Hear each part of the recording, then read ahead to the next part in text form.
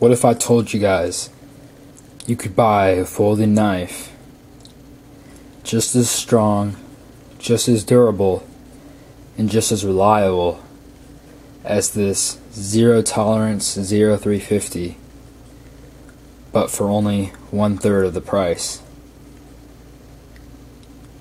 Well, would you believe me or not? What is true?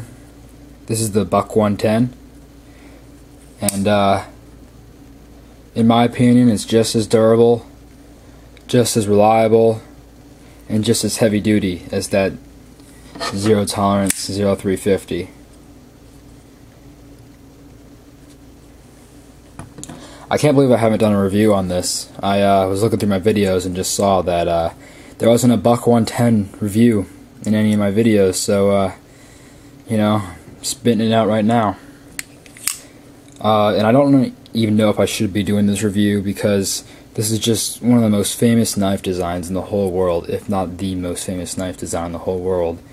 And it's just, I feel like if I did a review on it, I just could never do it justice. You know, just could never speak highly enough of this knife. And it's just so famous and so popular that pretty much everyone has it. And, you know, so everyone really knows what I'm talking about. Anyway, on with the review. Specs: the blade length is 3 3/4 inches, so it does have a pretty decent sized blade. The handle length is 4 7/8 inches. The steel is 420 HC steel. I'm going to talk about that a little later. The handle is brass with, sorry, that was my phone. Brass with Micassus ebony diamond wood inlays. I'm just taking this off the Buck website here. And the overall weight is 7.2 ounces. And it either comes with a nylon or a leather belt sheath. You know, whatever you choose, they're both pretty much the same thing, just different materials. Give you a close-up look at this knife here.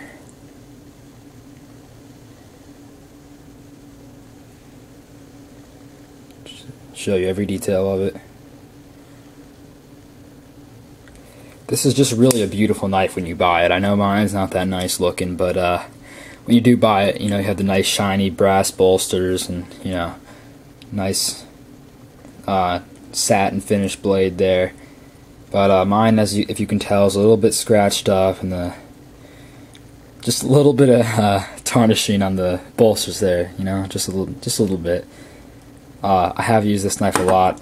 I bought this knife about almost 2 years ago. Been using it ever since. This is my kind of like my beater knife. This is my camping knife, my hunting knife, my everything knife. If I want anything that I can just kind of use really heavy duty and use really hard and not worry about it, this is the knife I use for that. And it's actually held up really well. This is my work knife. I do a lot of landscaping for work, and you know, trimming bushes, stuff like that. Just everything, landscaping and stuff like that for work. And for a long time, this was my work knife, and it still is a lot of times. I just put this on my belt, and I kid you not, one day I forgot my shears and I had to trim some bushes, but I did have my trusty Buck 110. I pulled it out and I did trim all those bushes. There was probably about 6 bushes. I trimmed all the you know, weeds and stuff off of them, and you know, I just trimmed them up with this Buck 110, and it still had a nice, even after I did all that cutting, it still had a nice utility edge on it.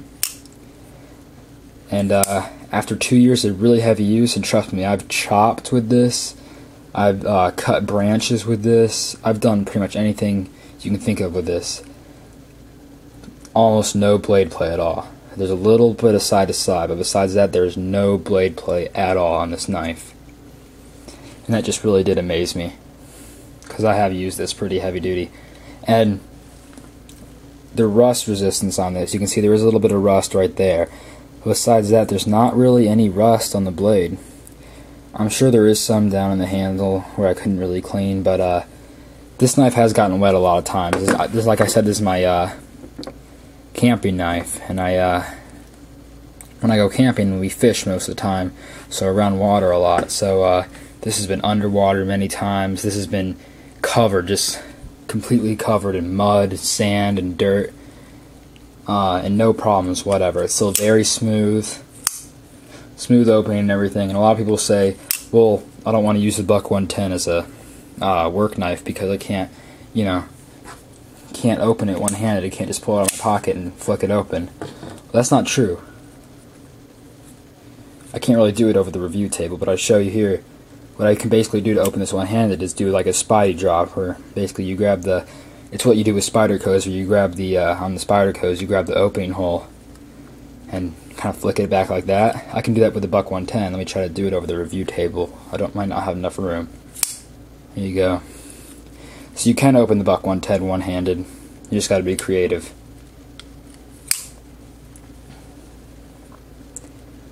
There's just so much history and everything behind this knife.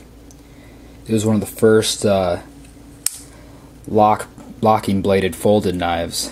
One of the first designs where a folding knife would lock open, and it really showed the world that a folding knife could do almost anything a fixed blade knife could do. And it was designed by Buck in 1962. And to this day, it is still made by Buck, made completely in the USA. And that just makes me proud to say that I'm toting a knife made in my country. And I do say that in many videos. Because that's just a really big quality I really do like in my knives. It really just adds a whole nother better quality to my knives if they're made in the USA. My phone again, sorry guys. So, like I said, this is such a dated and definitely not outdated. It's still very relevant today. You can find these in almost every outdoors store, every most like supermarkets will sell these. Very popular knife and very inexpensive. Only about 40 bucks for one of these, and think how much use I've gotten out of it. That's 40 bucks well spent in my book. No complaints about the Buck 110. It is a very heavy knife at 7.2 ounces. You do know it's there, even if it's in your the belt sheath on your belt. Especially if it's in your pocket, you know it's there. But it is a very heavy knife, mostly because those brass bolsters on there. It's a lot of brass on there. It is a pretty big knife. Very ergonomic handle. There's no jimping or anything like that. I don't think you need it. You get a good grip. It has that downward curve right there. Very ergonomic. Never gets uncomfortable in your hand or anything like that. This is also a great hunting knife, by the way. I've done a lot of hunting with using this knife to skin the animals, and it works great. I've skinned a couple hogs and a couple deer with this, and skinned dozens of squirrels and rabbits with this, and one or two raccoons even, yeah, and one skunk. Actually, I did skin a skunk with this one time. Still have his pelt up on my wall, but it's just a great knife, great hunting knife. I've even used this to fillet fish, and it works great for that. It has that clip point blade, which is very versatile. You can do many things with this. And this is definitely not an EDC blade, guys. You can't really do EDC work with this. It's just too big. I mean, yeah, I EDC'd this for my work a lot, but that was just for work. It's a very good work knife, but it's more of a camping, outdoors, and hunting knife than anything else. I mean, yeah, I'm sure some guys will EDC this. I'm sure some guys just won't mind the weight, but it is a little bit too big and a little bit too heavy for me. So I hope I did this knife some justice in this review. Like I said, I just don't think I'll ever be able to get, just justify this knife in this review just because it's such a popular design and everything like that. But I really can't say anything bad about the Buck 110, and it's just one of history's greatest knives, period. That's it on this one, guys. See you later.